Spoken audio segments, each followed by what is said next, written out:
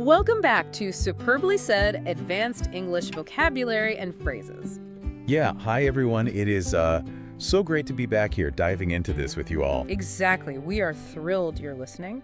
And just to give you some quick context, the material for today's deep dive is drawn directly from a SpeakDuo lesson. Right, which is an amazing resource, by the way. Oh, absolutely. I mean, you can just go to SpeakDuo.com to meet new people from around the world. Yeah, people who are practicing English on video calls. Exactly. It's really the best way to become more confident with your speaking abilities in real time. For sure.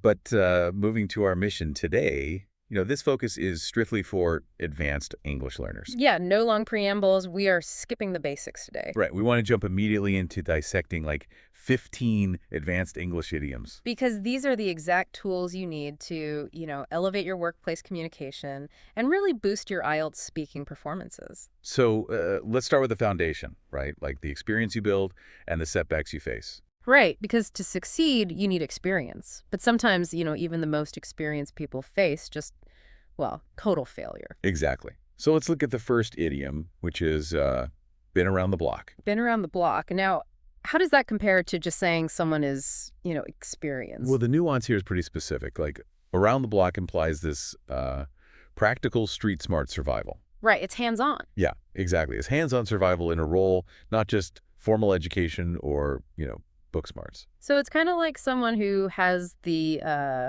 battle scars of tight deadlines, right? Not just a university degree. That is a perfect way to put it. Like if I'm discussing a new hire with my boss, I might say, she has been around the block in publishing, so she knows how to handle tight deadlines. Right. You're painting a picture that she won't panic.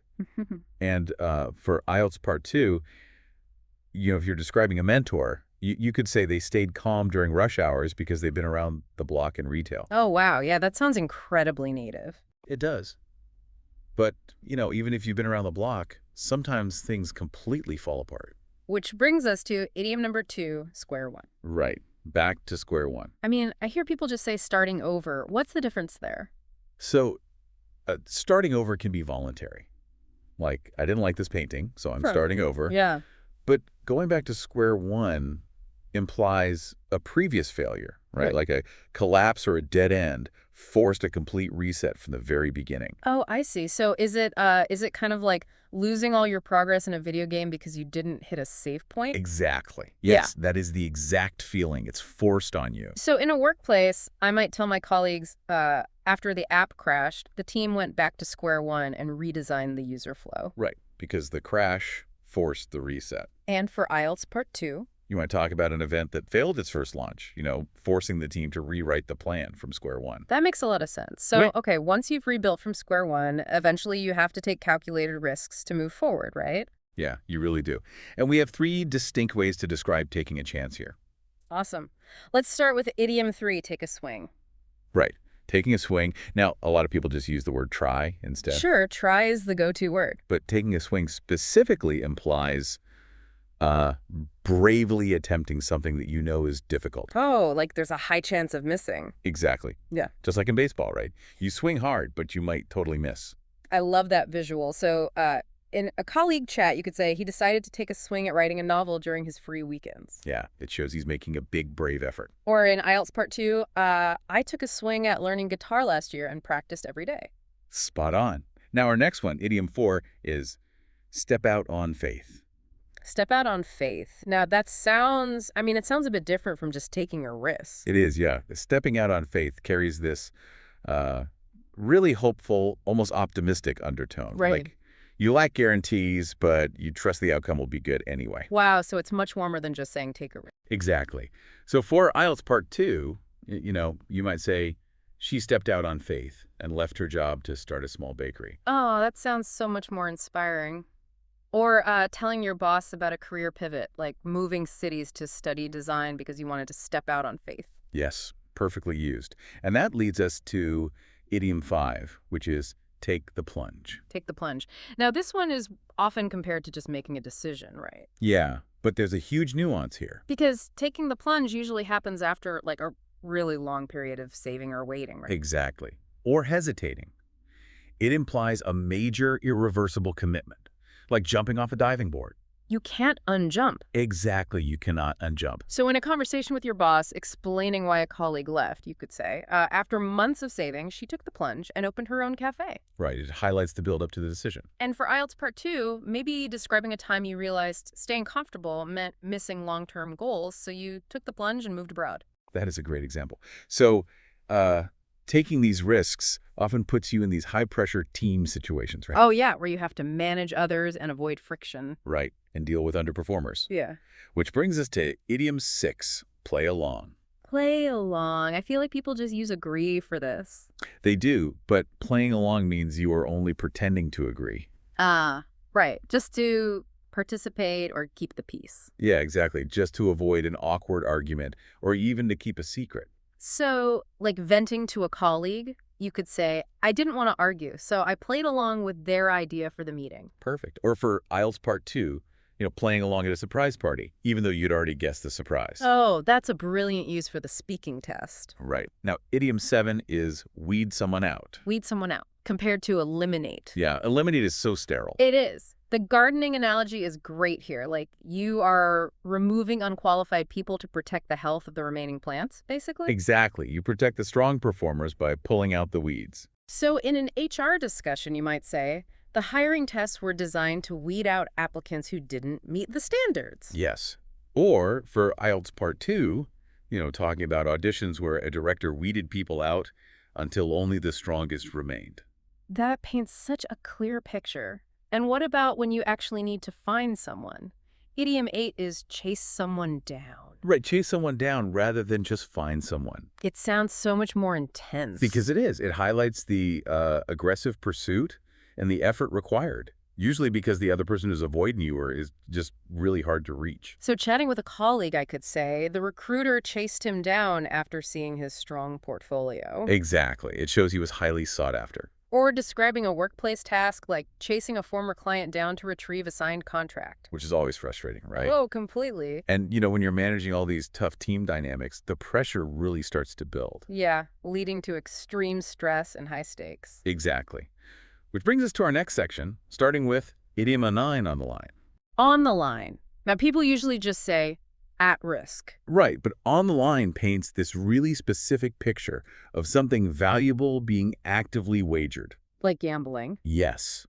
It's at serious, immediate risk of failing or being completely lost. So in an urgent meeting with your boss, you could say, with the funding cut, the community program was on the line for next year. Right, the immediacy is key there. And for IELTS Part 2, describing a time a startup lost a key client and everyone's jobs felt on the line. That really conveys the stress perfectly. And speaking of stress, idiom 10 is cottonmouth. Cottonmouth. I've heard people use dry mouth instead. Yeah, but this isn't just about, needing a glass of water on a hot day. Right, it's psychological, isn't it? Exactly. It's the specific, intense dryness in your mouth caused by extreme nervousness or stage fright.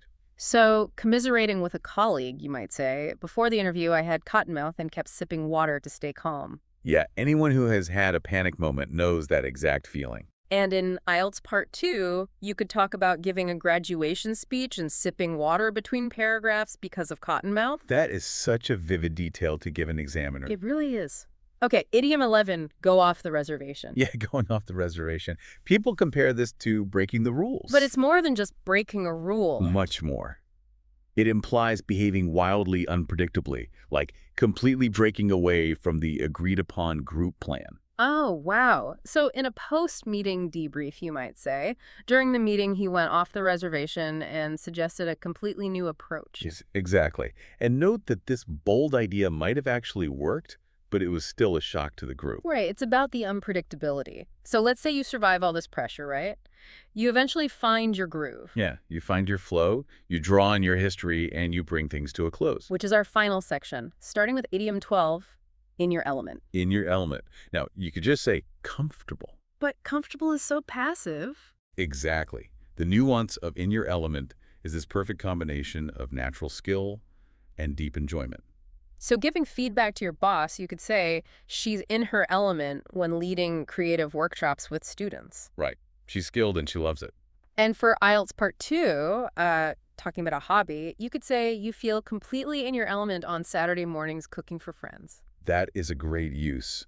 Next up, idiom 13, draw from something. Draw from something. Why not just say use? Because, well, drawing from evokes pulling water from a deep well, right? Oh, I see. It means using deep past experiences for inspiration.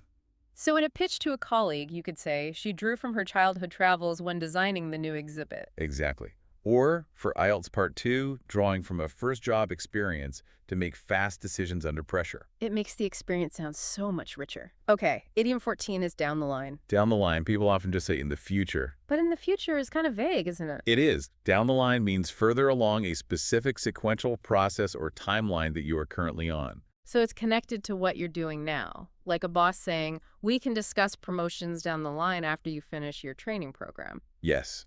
Or for IELTS Part 2, saying you want to lead a team and work on international projects down the line. Okay, and our final phrase, idiom 15, tie up in a bow. Tie up in a bow. People just say finish. But finish doesn't have that aesthetic perfection. Exactly. Finishing can be messy. Tying up in a bow means resolving a project flawlessly, leaving zero loose ends. Like a perfect gift. Yes. So in a team rally, you'd say, let's tie up the project in a bow before the client presentation next week. Exactly. Or in IELTS Part 2, tying a report up in a bow by fixing data and polishing the layout. Brilliant. Okay, so we've covered all 15 idioms. Now it's time for the SpeakDuo quiz. Oh, yeah. Let's test your mastery of these nuances we just discussed. Right. So for each question, we're going to read the question in options A, B, and C exactly as provided. We will also repeat the target idiom to keep it fresh in your mind. Then we'll say, feel free to pause the podcast here if you need to think about the answer. And right after that, we'll reveal the answer and give a quick reminder of the contest. All right, I'll start us off. Question 1. Which sentence uses the idiomatic phrase around the block correctly based on context? Option A. The local marathon athletes spend all afternoon running aggressively around the block pathways. Option B. The deeply frustrated young retail clerk aggressively managed to completely clear a white baseline. Option C. Our senior quality assurance specialist has been around the block, so she easily catches system bugs. Feel free to pause the podcast here if you need to think about the answer. The correct answer is option C. As a quick reminder, around the block is about practical, battle-tested experience. Moving to question 2. Select the context where the phrase square one is most appropriately used figurines. Option A. When the server database crashed completely, our development team had to go straight back to square one. Option B. The advanced mechanical drawing architect carefully placed a crisp geometric square one up front. Option C. The incredibly clumsy warehouse inventory clerk accidentally managed to quickly buy some large none. Feel free to pause the podcast here if you need to think about the answer. The answer is option A. Remember, square one is all about starting over after a complete collapse or failure. All right, question 3. In which situation does an organization accurately utilize the advanced phrase weed out figuratively? Option A. The landscaping maintenance crew spent all morning working outside to weed out garden paths. Option B. The rigorous technical screening tests were intentionally designed to weed out unqualified applicants early. Option C. The completely terrified young wilderness traveler unexpectedly noticed an exceptionally massive, heavy wood chest. Feel free to pause the podcast here if you need to think about the answer. The correct answer is option B. Just as a reminder, figuratively weeding out removes unqualified elements to protect the group. All right, question 4. Which response best demonstrates the advanced phrase down the line, contextually? Option A.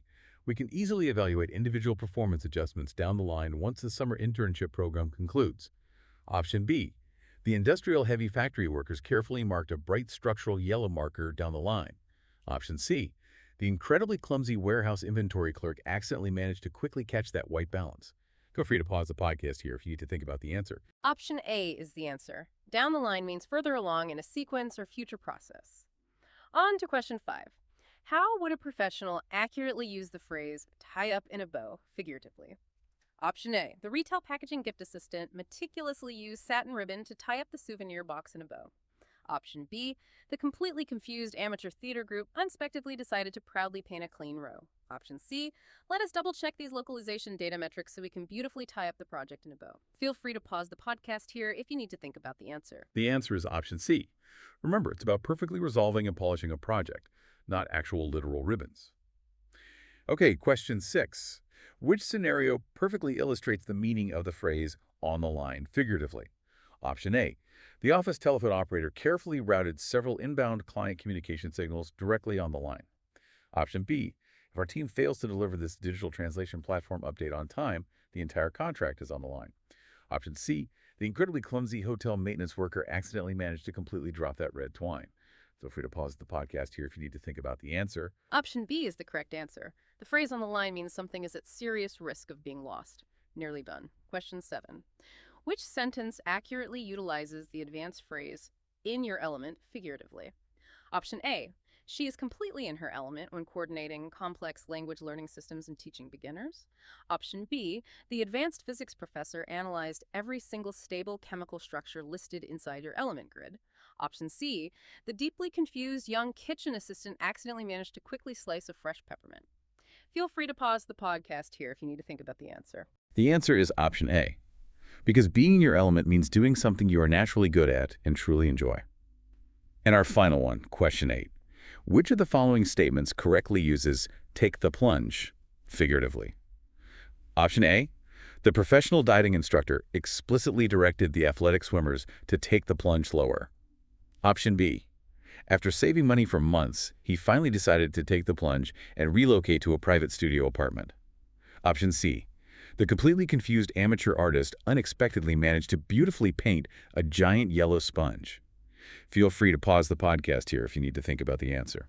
And the final answer is option B. Taking the plunge is a major, irreversible commitment after a period of hesitation. Awesome job if you got those right. We really wanted to highlight how these 15 idioms, they aren't just vocabulary. Right, there's so much more than that. Yeah, they are tools for painting vivid pictures in the minds of your colleagues, your bosses, or, your IELTS examiner. Exactly. Because when you use them right, you are equipped to sound not just fluent, but really naturally persuasive. Absolutely. Language isn't just about knowing words, it's about choosing the exact image to plant in someone else's mind. So I want to leave you with this final thought to mull over. Oh, I love this part. When you walk into your next high-stakes meeting or interview, which image are you going to choose to define you? Will you be the person who just tries, or the one who takes a swing? That is a brilliant question to end on. Thank you so much for joining us on this deep dive into advanced English vocabulary. Yes, thank you for tuning in. Keep practicing, step out on faith, and we'll catch you on the next deep dive.